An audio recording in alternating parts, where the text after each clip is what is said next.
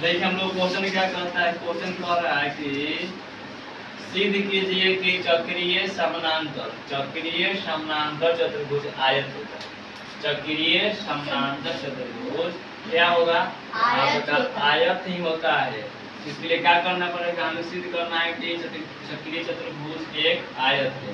तो क्या कहेंगे कि प्रमाण में क्या लिखेंगे? ABCD एक क्या है? चक्रीय चतुर्भुज है और इसके सम्मुख कोण क्या होते हैं? तो बराबर होते हैं। क्या होते हैं? बराबर होंगे। तो क्या कह सकते हैं? A के बराबर आप C कह सकते हैं और D के बराबर क्या कह सकते हैं? B कह सकते हैं। अब इसको निकालना पड़ेगा कैसे होगा। इसके लिए हम लोग क्या लिखेंगे? लिखा गया A बराबर C लिखा गया ना, समीकरण 1 कहा गया। अब कहा गया पुनः आइए, पुनः इस चतुर्भुज में आइए।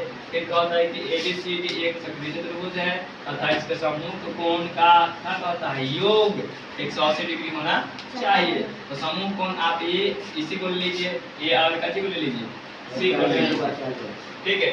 A और C को ले लीजिए तो जोड़ना पड़ेगा दोनों को। कितना आएगा आपका? 180 डिग्री। कितना आएगा जोड़ने पर? 180 डिग्री। क्या कह रहा है? तो समूह कोणों का क्या पता है? समूह कोणों के ऊपर कितना है? 180 डिग्री होता है ना जी। तो समूह कोण आप A और C को भी जोड़ सकते थे या आप D और B को भी जोड़ सकते थे। दोनों में से किसी को जोड़ते बात वही होता। तो मैंने क्या किया? A और C को जोड़ा।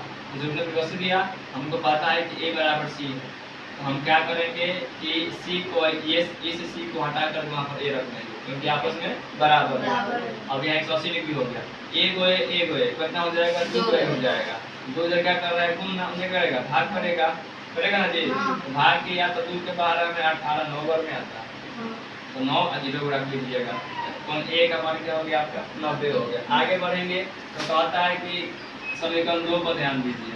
समीकरण 2 हम लोग माने कहाँ है? समीकरण 2 हम लोग यहाँ माने करते। इसी पर ध्यान, इसी को लिख देंगे दोबारा से।